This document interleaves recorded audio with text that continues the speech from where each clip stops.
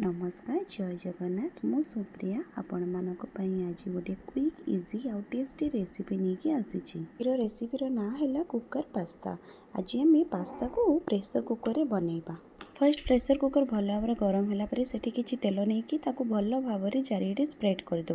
Then किछि गोटा जीरा ऐड करबा तापरे काटिकी रखिथिबा पियाज कैप्सिकम कंचा लंका और रसुण पकईकी भल भाव टिके किछि समय फ्राए करदे। यही प्रोसेस करें आपण मानकर गैस भी बंचो आ बहुत कम टाइम रे भी पास्ता रेडी होगी बनी पार। एक्चुअली ये आइटमटा मो झील को टिफिन देवाई बनई बहुत कम टाइम रे बनीगला।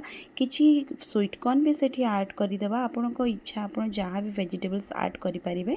देन आउ थे से सब को भल भाव टिके मिक्स करदे। एबे तो समस्त मॉर्निंग स्कूल हो गलानी से बहुत कम टाइम रे केमती जल्दी टिफिन बन कि पिला स्कूल पठाया पे टेंशन थाए। ये जिनसटा थे ट्राए करके देखो बहुत भल लगे। मो रुचि नहीं पास्ताटा मुझे पास्ता को प्रीवियसली किसी बॉयल करनी डायरेक्ट ही मो प्रेशर कुकर में पकईदेली। आपण मैंने भी थे ट्राए करके देखूँ। मुझे फास्ट लुण नहीं गली देन तापर किसी लंका गुंड देन टिके येलो कलर आसो बोली से टिके टर्मरिक नेली देन ताको सब भल भाव आउ थे मिक्स करदेली। मो झील खाली कहूँ फैंसी टिफिन नब से रुटी परटा नबनी। आपण मैंने यहाँ टिफिन रे भी बनैकी दे पारिबे आ इवनिंग स्नैक्स रे भी मध्य खाई पारिबे। एबे मोर सब वेजिटेबल्स भल भाव मिक्स हो जाइए। देन मुझे ऐड करी रुचिर पास्ता मुझे प्रीवियसली किसी बॉयल करके रखनी मुझे डायरेक्ट सेमती पकईदेली। मेजरमेंट हिसाब से पानी नहीं जावा। पानी आम एतिक नवा जी जस्ट खाली ऊपर टिके बुड़ीकी रोथुब पूरा एभव पानी नबानी। देखो मुझे नहीं टिके पानी बेसी होगला बोली मु आउ टिके पकईदेली।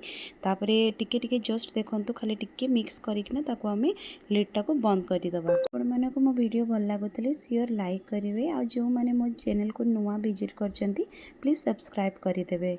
चैनल ना है Supriya's cooking video please please please subscribe करनियंतु। देन कुकर ढक्कन भल भाव लॉक करिकिना तापरे आमे ऑन रे दीटा ही सीटी मारिबा।